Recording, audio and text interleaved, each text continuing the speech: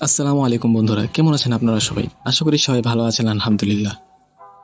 বন্ধুরা, আমরা অনেকেই জানি মুসলিমদের ইতিহাসে অনেক বড় বড় যুদ্ধ হয়েছে এবং অনেক যুদ্ধে মুসলিমরা বিরাট বিজয় অর্জন করেছে। সেই যুদ্ধগুলোর একটি যুদ্ধ হলো কনস্টান্টিনোপল বিজয়। কনস্টান্টিনোপল হলো আজকের তুরস্কের রাজধানী ইস্তাম্বুলের একটি জায়গার নাম। সুলতানি আমলে যার নাম ছিল বাইজেন্টাইন।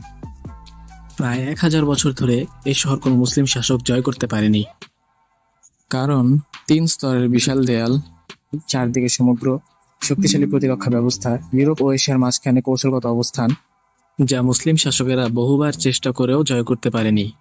1451 সালে মাত্র 21 বছর বয়সে মোহাম্মদ আল ফাতি সুলতান হন। তার লক্ষ্য ছিল একটাই, কনস্টান্টিনোপল বিজয় করা। তিনি নতুন বিশাল কামান বানান, শক্তিশালী নৌবাহিনী তৈরি করেন, সেনাবাহিনী আধুনিক করেন এবং শহর ঘেরাও করার পরিকল্পনা করেন। 1453 সালের 6 এপ্রিল অটোমান বাহিনী অবরোধ শুরু করে এবং শহর ঘেরাও করে। বাইজেন্টাইনদের নেতা ছিলেন কনস্টান্টাইন পালাইওলগাস।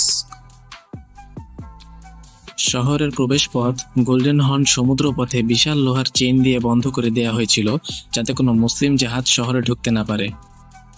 তাই সুলতান মোহাম্মদ আল ফাতি এক অসাধারণ পরিকল্পনা করেন। তিনি জাহাজগুলোর জন্য কাঠের রাস্তা বানিয়ে তেল মেখে পাহাড়ের উপর দিয়ে টেনে সমুদ্রের অন্য পাশে নামিয়ে দেন। এক রাত্রে 70টিরও বেশি জাহাজ শহরের ভেতরের পানিতে পৌঁছে যায়, আর বাইজেন্টাইনরা সম্পূর্ণ হতবাক হয়ে যায়। সেই যুদ্ধে অটোম্যানরা ইতিহাসের সবচেয়ে বড় কামানগুলোর একটি কামান ব্যবহার করে এবং দিনের পর দিন দেয়ালের দিকে গোলা ছুড়ে থাকে। ফলে ধীরে ধীরে শক্ত দেয়ালগুলো দুর্বল হয়ে পড়ে এবং ভেঙে পড়ে। শেষ আক্রমণ 29 মে 1453 সাল ফজরের আগে চূড়ান্তভাবে 3 দফা আক্রমণ শুরু হয়। তৃতীয় ধাপে জানিসারি সৈন্যরা দেয়াল ভেঙে ঢুকে পড়ে, আর সম্রাট কনস্টান্টাইন যুদ্ধ করতে করতেই নিহত হয়ে যান।